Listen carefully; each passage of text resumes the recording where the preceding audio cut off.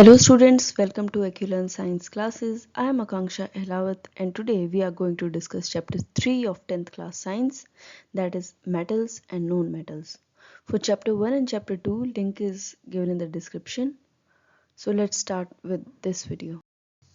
In class 9 you must have learned about various elements. About 118 elements are known till date, जिनमें से 91 metals हैं, 20 non-metals and 7 metalloids. This is a periodic table और इसमें non-metals are shown in orange color, metalloids are shown in blue color and metals are shown in gray color. Sodium, potassium, magnesium, cesium, barium are some of common metals, whereas carbon, hydrogen, nitrogen, oxygen are some non-metals. Can you think of some uses of metals and non-metals in your daily life? If you see metals around us, they are used in making jewelry and ornaments, utensils and coins. Part of machines and defense equipments are made from metals. They are used in making bridges, railways, tracks, and they are used in manufacturing of trains, cars, ships, airplanes, etc. Whereas if you see non-metals like carbon, oxygen, nitrogen, hydrogen, they have very important role. Like oxygen is used in respiration and fuel combustion, nitrogen is used in preventing rancidity in tires and making of acids, fertilizers and explosives. Hydrogen is used in making hydrocarbons, making of fertilizers, vegetable ghee, and it is also used as a fuel.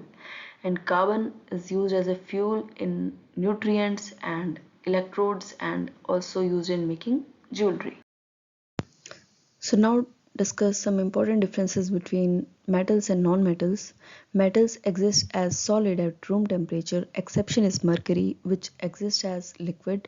Non-metals exist in all three states, like iodine as solid, bromine as liquid, and chlorine and oxygen in gaseous state. Metals are ductile and malleable. Non-metals are non-ductile and non-malleable. Ductility is a property of metals through which it can be converted into wires, whereas malleability में metals को thin sheets में convert किया जा सकता है.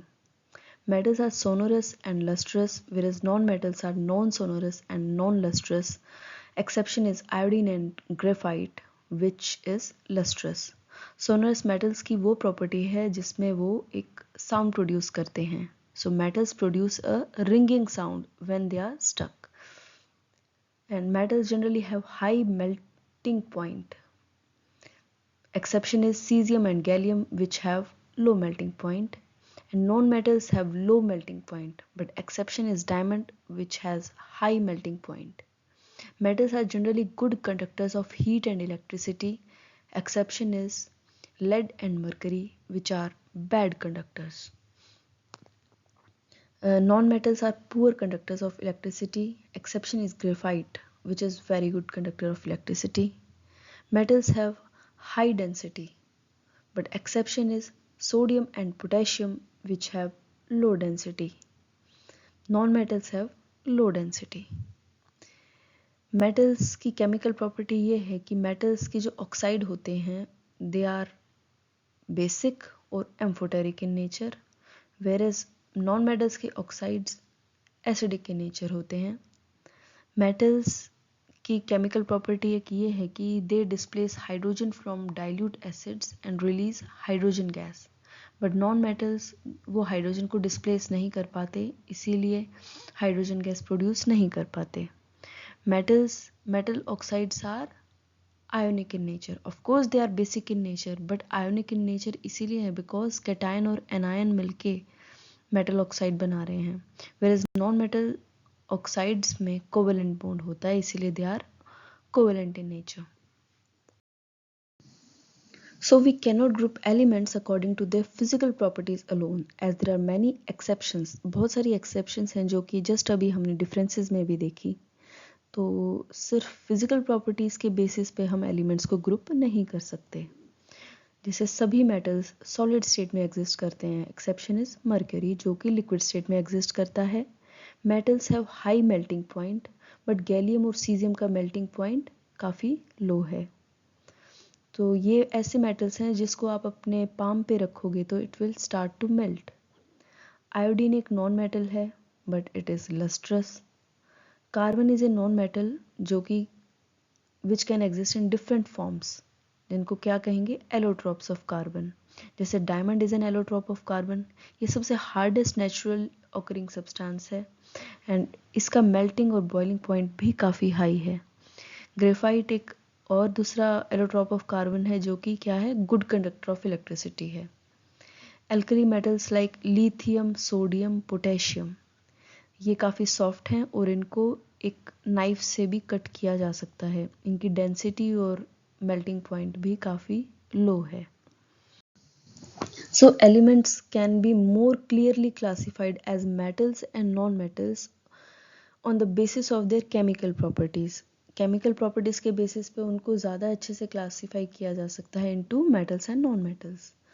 हमने second chapter में भी डिस्कस किया था, most non metals produce acidic oxide when burnt in air and on other hand metals basic oxide produce करते हैं। So now let's discuss some chemical properties of metals on reaction with air. Metals can burn, react और don't react with air. Metal oxygen के साथ react करके metal oxide बनाते हैं। For example sodium and potassium को हम हमेशा kerosene में इमर्स करके रखेंगे बिकॉज ये ऑक्सीजन के साथ रिएक्ट करके काफ़ी विगरस रिएक्शन करते हैं और फायर कैच कर लेते हैं। Metals like magnesium, aluminium, zinc, lead ये काफ़ी स्लो रिएक्ट करते हैं एयर के साथ और एक प्रोटेक्टिव लेयर बना लेते हैं ऑक्साइड की अपने बाहर, जिससे ये रेजिस्टेंट टू कोरोजन भी हो जाते हैं। वैसे magnesium can burn in air but combine with oxygen to form oxide. हमने फर्स्ट चैप्टर में पढ़ा था that we have to remove that oxide layer to burn magnesium.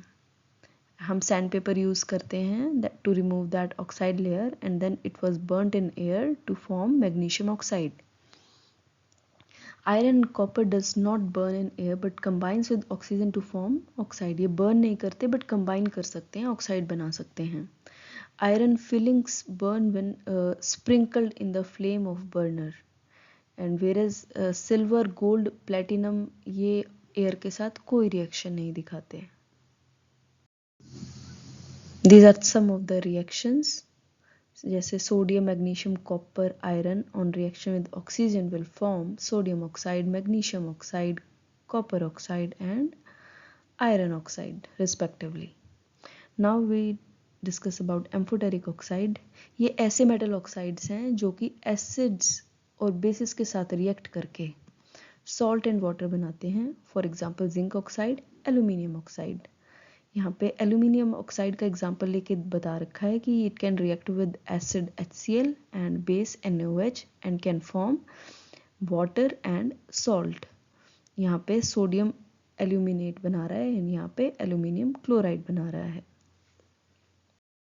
What is anodizing of metals? Anodizing is a process of forming a thin oxide layer of aluminium. Aluminium के बाहर एक thick oxide layer बनाने वाले process को anodising of metals कहते हैं and aluminium develops a thin oxide layer when expose to air. जब aluminium को एयर में एक्सपोज किया जाता है तो ये एल्यूमिनियम ऑक्साइड की एक थिन लेयर बना ही लेता है and this aluminium oxide coat makes it resistant to further corrosion. ये उसको फर्दर कोरोजन से भी बचाता है। सो ये the resistance can be further improved. ये रेजिस्टेंस फर्दर इम्प्रूव की जा सकती है by making the oxide layer thicker. Oxide layer को फर्दर थिक करके इसकी कोरोजन रेजिस्टेंट पावर को और इम्प्रूव किया जा सकता है। एनोडाइजिंग में क्या होता है, क्लीन एल्यूमिनियम आर्टिकल को एनोड बनाया जाता है और डाइल्यूट सल्फ्यूरिक एसिड की प्रेजेंस में इलेक्ट्रोलिसिस की जाती है and the oxygen gas evolve at the anode. Anode के ऊपर ऑक्सीजन गैस बनती है जो कि एल्यूमिनियम से रिएक्ट करके थिक प्रोटेक्टिव लेयर बना देती है ऑक्साइड की, that is aluminium oxide and this oxide layer can be dyed. इसको कलर किया जा सकता है easily to give aluminium articles and attractive finish. This is a diagram showing anodising of aluminium. यहाँ पे एल्यूमिनियम एनोड बनाया गया है and electrolysis is carried out और ये डार्क ब्लू कलर जो यहाँ पे शो किया गया है this is to show aluminium oxide की thick layer. Now we'll see reaction of metals with water. Metal react with water differently and सभी मेटल्स वाटर के साथ रिएक्ट नहीं कर पाते, और जैसे ही मेटल वाटर के साथ रिएक्ट करते हैं वो मेटल ऑक्साइड बनाते हैं और हाइड्रोजन गैस रिलीज करते हैं, और जो मेटल ऑक्साइड बना वो फर्दर वाटर के साथ रिएक्ट करके मेटल हाइड्रोक्साइड बना देगा. As you can see in this figure, metals like sodium, potassium, calcium, they react with cold water. Metals like magnesium react with hot water, and metal like iron and aluminium react with steam. So metals like potassium and sodium, they react very violently with cold water. In case of sodium and potassium, ये reaction इतनी ज़्यादा exothermic है and इतनी ज़्यादा violent है कि ये जो हाइड्रोजन गैस निकली, हाइड्रोजन गैस ये जो निकली, it immediately catches fire. And उसी तरीके से कैल्शियम की जो रिएक्शन है वाटर के साथ, ये भी कोल्ड वाटर के साथ ही रिएक्ट करेगा, but it is less violent and the heat evolve is not sufficient. Heat evolve is not sufficient for hydrogen to catch fire. और मैग्नीशियम कोल्ड वाटर के साथ रिएक्ट नहीं करेगा, it reacts only with hot water and it will produce magnesium hydroxide. And एक चीज़ और ध्यान में रखने की बात है कि कैल्शियम और मैग्नीशियम हैं, calcium and magnesium, the metal start floating because the bubbles of hydrogen gas formed stick to the surface of the metal. So calcium and magnesium, these start floating because the bubbles of hydrogen gas formed stick to the surface of metal. So कुछ metals हैं जैसे aluminium, iron and zinc, वो ना तो cold water के साथ react करते हैं ना हॉट वाटर के साथ, but they react with steam to form metal oxide and hydrogen. इस फिगर में यही शो किया गया है कि ये ग्लास वूल है which is soaked in water, नीचे से हीट प्रोवाइड की गई तो steam will be produced and here is the metal sample and hydrogen gas is produced. So यहाँ पे हाइड्रोजन गैस के बबल्स आ गए हैं. So this is the reaction of aluminium and iron with water, with steam basically. Steam is also water. Metals such as lead, copper, silver and gold, they do not react with water at all. ये बहुत ज़्यादा inert metals हैं, noble metals हैं, तो ये water के साथ react नहीं करेंगे. Now reaction of dilute acids with metals. So most metals react with dilute hydrochloric acid and dilute sulfuric acid to form salt and hydrogen gas. Salt and hydrogen gas is produced. These are some of the reactions of metals reacting with sulfuric acid and hydrochloric acid dilute, and it is forming salts and hydrogen gas. Copper, mercury, silver ये dilute acids के साथ react नहीं करते. आपको ये exceptions भी ध्यान में रखनी पड़ेंगी. डाइल्यूट नाइट्रिक एसिड्स के साथ मेटल कैसे रिएक्ट करते हैं? As metals react with dilute nitric acid, hydrogen gas produced, जो हाइड्रोजन गैस बनी वो वाटर में कन्वर्ट हो जाएगी. It will be oxidise to water. Hydrogen gas is not evolved when a metal react with nitric acid. It is because nitric acid बहुत ज़्यादा strong oxidising agent है and ये hydrogen gas जो produce हुई उसको oxidise कर देगा water में और खुद कन्वर्ट हो जाएगा किसी भी नाइट्रोजन ऑक्साइड में, like nitrous oxide, nitric oxide and nitrogen dioxide. But इसमें भी एक्सेप्शन है. Magnesium and manganese are exceptions to this and they will produce hydrogen gas after reacting with nitric acid. You can see in this reaction. Now अब हम देखते हैं aqua regia क्या होता है. ये हाइड्रोक्लोरिक एसिड और कंसंट्रेटेड हाइड्रोक्लोरिक एसिड और कंसंट्रेटेड नाइट्रिक एसिड का 3:1 रेशो में एक मिक्सचर होता है. और इसकी खास बात ये है कि ये मिक्सचर गोल्ड और प्लेटिनम जैसे मेटल्स को डिसॉल्व कर सकता है अपने अंदर.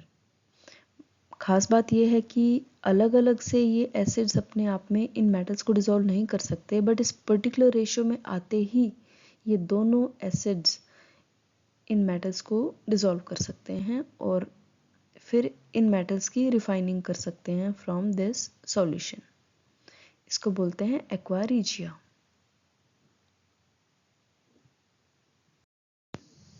Now we will see reaction of metals with solution of other metal salts.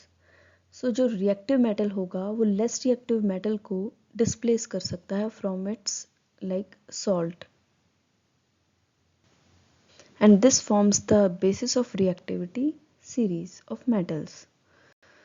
हमने last chapter में देखा था कि iron can displace copper from copper sulfate, and blue color of copper sulfate will be changed into dirty green color. So this is the reaction of metals with salt solution. This is the reactivity series of metals. Basically reactive series क्या होती है? Arrangement of metals in decreasing order of their reactivity. Potassium being the most reactive and gold being the least reactive metal. आपको ये just याद करना पड़ेगा so that you can tell whether that particular reaction is possible or not. Displacement reaction is possible or not. So now we will see how metals and non-metals will react with each other. Metals have a tendency to lose electrons to form cations, and non-metals की tendency होती है to gain electrons to form anions. Basically करना क्या होता है? They have to attain a completely filled valency shell arrangement. तो उस state को पाने के लिए they either lose electrons or gain electrons to form cations or anions, and फिर oppositely charged जो ions बनेंगे they attract each other and ionic compound form करेंगे. For example हम देख सकते हैं NaCl which is sodium chloride, common salt and magnesium chloride. सबसे पहले सोडियम क्लोराइड देखते हैं. इनकी इलेक्ट्रॉनिक कन्फिग्रेशन होती है 281 because its atomic number is 11. So electrons की फिलिंग करेंगे KLM शेल्स में, तो M शेल में 1 इलेक्ट्रॉन रहेगा. So it is easy to lose that 1 electron. So it will form cation with 2 8 electronic configuration, and that 1 electron will be lost. Whereas chlorine has electronic configuration of 287, so it can gain 1 electron that was lost by sodium to attain completely filled valency shell arrangement, which is 288. So as you can see here, the sodium can give 1 electron to chlorine. So chlorine will have 8 electrons after gaining that 1 electron, and sodium will also have 8 electrons in its outermost shell. So sodium cation and chlorine anion, they will form one ionic compound. Similarly, magnesium chloride में magnesium has 2 electrons in its outermost shell. After losing 2 electrons, it will have 2 8 electronic configuration, and this is for chlorine. It can gain 1 electron to attain fully filled valency shell. So one magnesium atom can give 2 electrons to 2 chlorine atoms. So you can see here it can give 1 electron to one Cl and another electron to another Cl. So it will form MgCl2 ionic compound. So you have to keep in mind the electronic configuration of some elements. Like noble gases में तो fully filled electronic configuration होती है, but metals में they have 1 2 3 electrons in its outermost shell, whereas non-metals have 5 6 7 electrons in its outermost shell. So metals can lose 1 2 or 3 electrons to become cation, and non-metals 1 2 और 3 electrons को gain करके anion बन सकते हैं. So cations have positive charge because they will lose electron, so they will have positive charge, whereas non metals anion बनाएंगे जिनके पास negative charge होता है, because they have to gain electron. So now we will discuss about some properties of ionic compounds. Starting with physical nature, ionic compounds are solids and are somewhat hard because of the strong force of attraction between the positive and negative ions. Positive और negative ions के बीच में strong force of attraction होता है. They are solids. But these compounds are generally brittle and break into pieces when pressure is applied.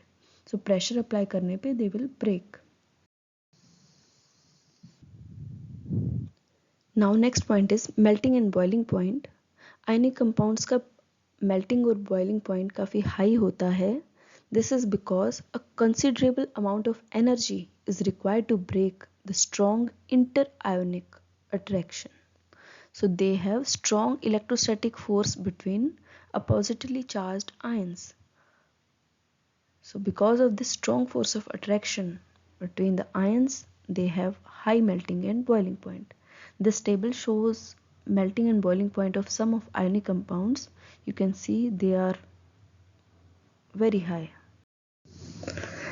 Next point is solubility. Electrovalent compounds, matlab ionic compounds, are generally soluble in water and insoluble in solvents such as kerosene, petrol, etc. Because water में ये soluble हो जाते हैं. जैसे आप देख सकते हैं यहाँ पे इन्होंने NaCl को वाटर में डिसॉल्व किया है. तो क्लोरीन का है, जैसे chlorine is negative in charge, तो slightly positive hydrogen ions are attracted to chlorine anions, whereas slightly negative oxygen ions, which is shown in red in color, जैसे ये हाइड्रोजन का जैसे वाटर का मॉलिक्यूल है, this blue is hydrogen and this red is oxygen. तो slightly negative oxygen are attracted to sodium cations and here slightly positive hydrogens, they are blue in colour, are attracted to chlorine anions. So ये easily इसमें dissolve हो जाएगा. Last property जो अब हम देखने जा रहे हैं आयोनिक कंपाउंड्स की, which is conduction of electricity. So ionic compounds conduct electricity in aqueous solution and in molten state, and in both cases free ions are formed and conduct electricity. Solid state में electricity conduct नहीं कर पाते because ions का movement नहीं हो पाता, because in solids movement of ions is not possible due to their rigid structure.